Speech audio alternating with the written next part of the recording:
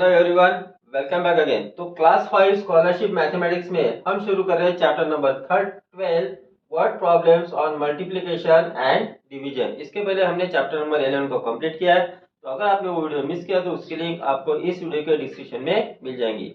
देखते हैं एक्सरसाइज 12.1 जो है नवनीत के बुक से। उसके पहले बता दूं कि अगर आप मेरे चैनल पे नए हो तो प्लीज चैनल को सब्सक्राइब करो, बेल आइकन को प्रेस करो, वीडियो अच्छा लगे तो लाइक करो और अपने फ्रेंड के साथ शेयर करो।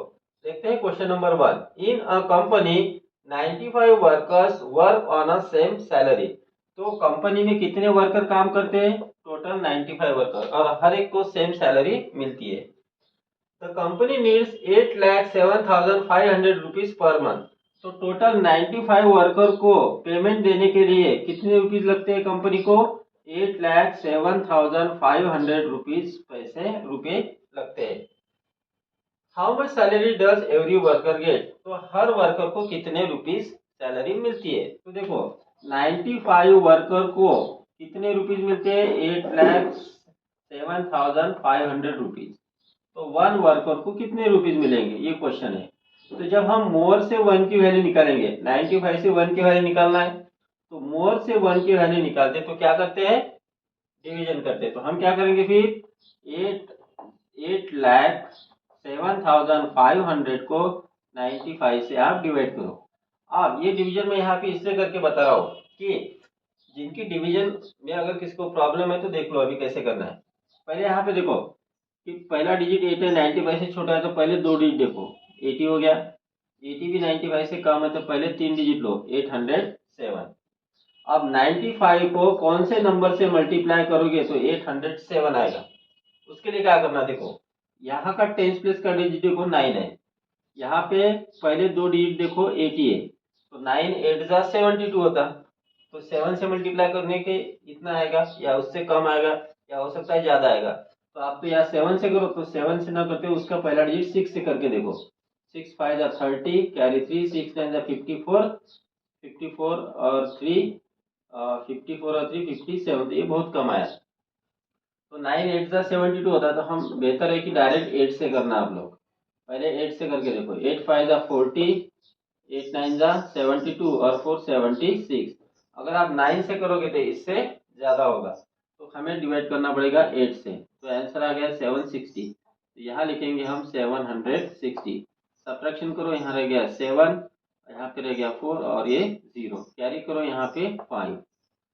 अब फिर से वही ट्रिक लगानी है आपको। अब देखो पहला यहाँ पे टेंस प्लस का डिजिट 9 है, यहाँ पे पहला डिजिट 4 है, छोटा है, पहले दो डिजिट लो, 47 आते हैं।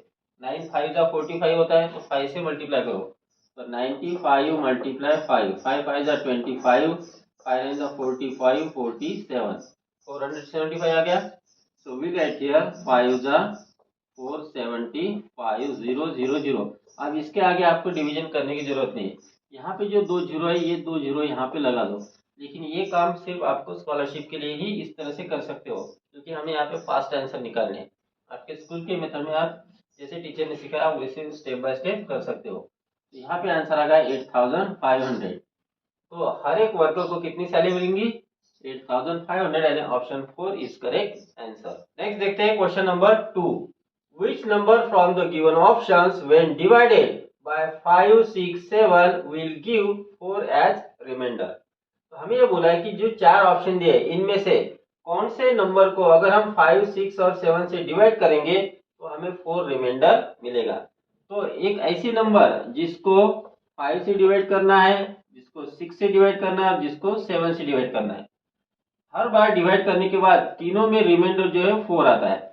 5 से इसको डिवाइड करोगे तो रिमाइंडर 4 आता है, 6 से इसको डिवाइड करोगे तो रिमाइंडर 4 आता है, 7 से इसको डिवाइड करोगे तो रिमाइंडर 4 आता है, यानी कंप्लीटली डिवाइड नहीं होता है। तो अब क्या करना, आप ऐसी नंबर ढूंढना जो कंप्लीटली डिवाइड हो। उसके लिए क्या करो आप कि ये जो है ऐसी नंबर जो 5 5 6 और 7 से कंप्लीटली डिवाइड हो यानी रिमाइंडर 0 है, ऐसी नंबर फाइंड करना, मतलब उसका फाइंड करना होता है एलसीएम। क्या फाइंड करना होता है? एलसीएम। एलसीएम यानी ऐसी नंबर होती है जिसमें 5 से भी डिवाइड होगा, 6 से भी डिवाइड होगा और 7 से भी डिवाइड होगा, तो कंप्लीटली डिवाइड हो जाएगा। ठीक है, और फिर आपको क्या करना है, उसमें 4 को ऐड कर देना है। तो जो आपका एलसीएम आएगा उसमें आप 4 को ऐड कर दो तो आपको आपकी रिक्वायर्ड नंबर यहाँ पे मिल जाएगी। ठीक है, अब उसके लिए आप 5 6 7 का एलसीएम फाइंड करो। 5 6 7 कौन सा नंबर है पहले देखो। 5 6 7 ये को प्राइम नंबर है। ठीक है, 5 और 6 को प्राइम नंबर है, 6 और 7 को प्राइम नंबर है। इनका प्रोडक्ट ही इनका एलसीएम होता है। तो एलसीएम इज इक्वल टू कितना हो जाएगा, 5 मल्टीप्लाई 6 मल्टीप्लाई 7। 5 6 जा 30 मल्टीप्लाई 7, 7 3 जा 21, 210। एलसीएम आ गया 210। अब आप क्या करो, इस एलसीएम में 4 को ऐड कर दो तो 210 प्लस 4 करो तो यू गेट हियर 214। तो 214 ऐसे नंबर है जिसको 5 से डिवाइड करोगे तो रिमाइंडर 4 आएगा, 6 से डिवाइड करोगे तो रिमाइंडर 4 आएगा, 7 से डिवाइड करोगे तो रिमाइंडर 4 आएगा। आप चाहे तो चेक कर लो। 214 डिवाइडेड बाय 5 करो, 5 4 जा 20, रिमाइंडर 1 कैरी 4, 5 2 जा 10, रिमेन 4 आ गया रिमाइंडर 4। दूसरा देखते हैं, दूसरा किससे डिवाइड करो, 6 से। 214 को 6 से डिवाइड करो, 6 3 जा 18, रिमाइंडर 3 कैरी 4, 6 4 जा 30, रिमाइंडर हो गया 4 आ गया रिमाइंडर 4। फिर आप 214 को 7 से डिवाइड करके देखो, 7 3 जा 21, 0 कैरी किया 4, 7 0 जा 0 4 आ गया रिमाइंडर 4। तो ये जो ट्रिक है ये आपको ध्यान में रखनी है। अगर आपको ट्रिक पता नहीं तो आप क्या करोगे, हर नंबर को 42 को भी 5 6 7 से डिवाइड करके देखोगे, 214 को भी तीनों से डिवाइड करोगे, इसमें समय बहुत जाएगा। तो हमें ट्रिक क्या ध्यान में रखनी है कि हमें ये जो यहाँ पे मैंने बताया ये इस बात को आपको यहाँ पे ध्यान में रखना है। Got it. नेक्स्ट देखते हैं question number 3। 250 persons decided to contribute ₹750 each for an institution।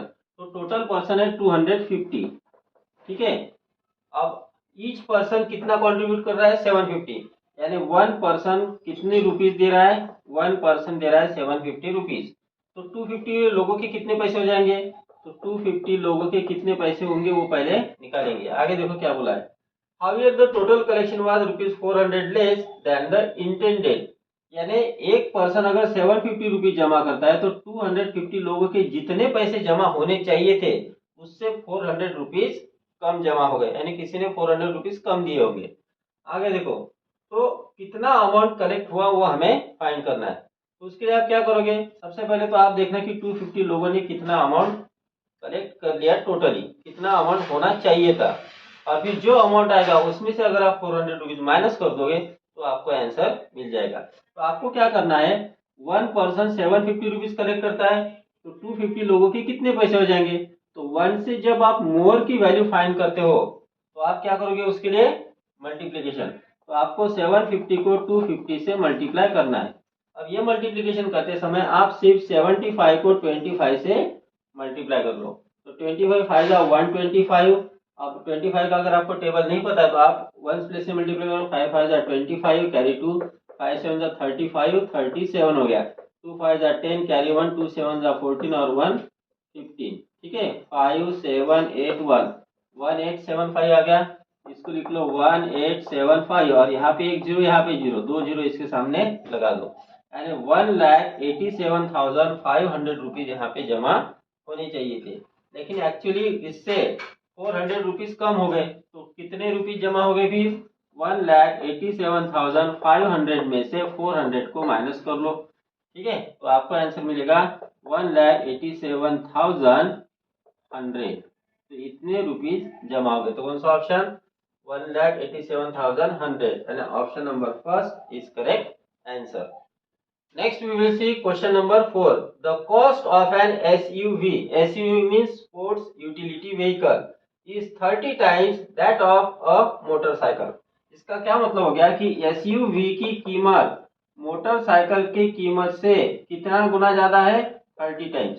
यानी मोटरसाइकिल की कीमत को अगर 30 से मल्टीप्लाई करोगे तो आपको मिलेगी SUV की कीमत।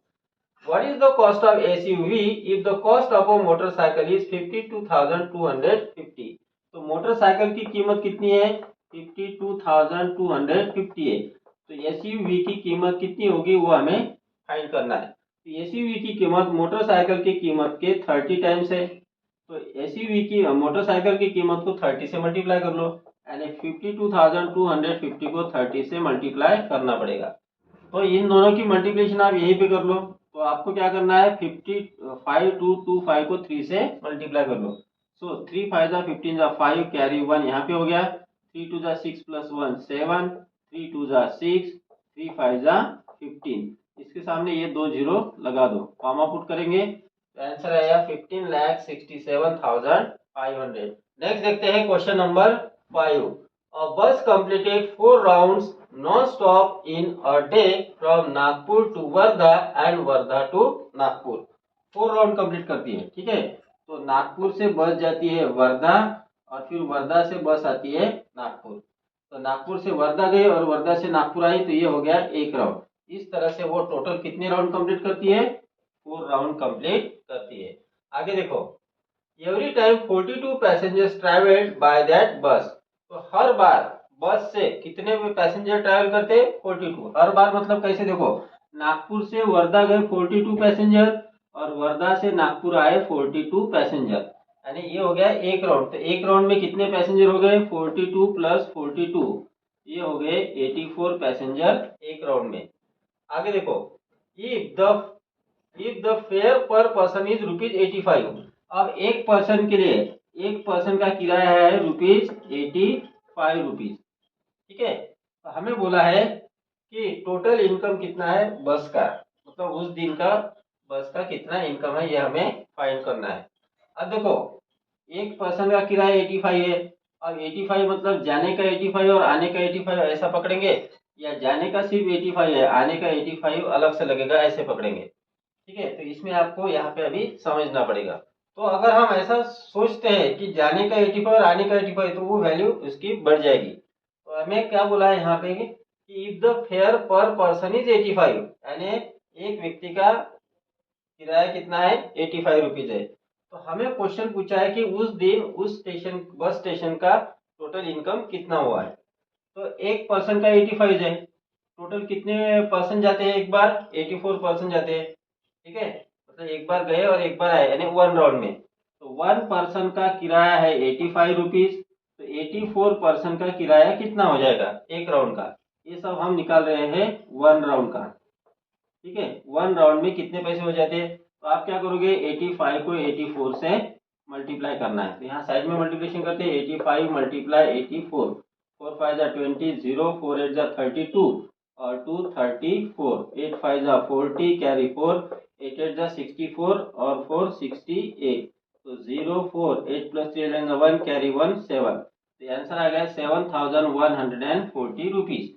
एक राउंड में 7140 रुपीज बस को मिलते हैं। अब इस तरह से कितने राउंड बनते हैं, 4 राउंड। तो 4 राउंड में कितना हो जाएगा, 4 राउंड में देखो 7140 हो गया एक राउंड का, इसको मल्टीप्लाई कर लो 4 से, तो आपका आंसर मिलेगा 4 राउंड का। 4 0 4 4 जा 16 कैरी 1, 4 1 जा 4 प्लस 1 5 और 4 7 जा 28। तो 28,560 रुपीज ये हो जाएगा उस दिन का बस स्टेशन का total income. So which option, option number 3 is correct answer. Next we will see question number 6। In a vast farmland how many saplings were planted in 2015 rows if 210 saplings were planted in each row। तो इस तरह से जो रो होते हैं, ठीक है। तो एक रो में देखो, एक रो में कितने सैपलिंग्स प्लांट किए गए हैं, 210 सैपलिंग्स प्लांट किए। हमें यह पूछा है कि 2015 रोज में कितने सैपलिंग्स प्लांट किए जा सकते हैं। अब देखो 1 रो से 2015 रो की वैल्यू फाइंड करना है। तो जब हम 1 से मोर की वैल्यू फाइंड करते हैं तो हम क्या करते हैं, मल्टीप्लीकेशन, यानी 2015 को मल्टीप्लाई करना पड़ेगा 210 से। अब 210 से मल्टीप्लाई करना है, यानी सिर्फ 21 से आप मल्टीप्लाई करना है, ठीक है। तो यहाँ पे मल्टीप्लिकेशन करेंगे, 2015 मल्टीप्लाइड बाय 21, 5 1 से मल्टीप्लाई करो तो ये आएगा 2015 ही आएगा। फिर 2 से मल्टीप्लाई, 2 5 जा 10 कैरी 1, 2 1 जा 2 3, 0 2 2 जा 4, तो 5 1 3 2 4। आंसर आ गया 42,315 सैपलिंग। तो इसमें से कौन सा ऑप्शन है, 42,000 किसमें है, इसमें है, इसमें है। 315 इसमें है, लेकिन देखो यहाँ पे एक जीरो था तो यहाँ पे एक जीरो हमें लगाना पड़ेगा। तो ये आंसर आ गया देखो आंसर आ गया फिर 4,23,150। Answer option number 2 is correct answer. और देखो यहाँ पे आपको सिर्फ समय बचाना है, कैसे मल्टीप्लिकेशन कैसे करने है उसके लिए ये आपको ये ट्रिक ध्यान में रखनी है। Next we will see question number 7। और shopkeeper has 6,750 notes each of ₹10।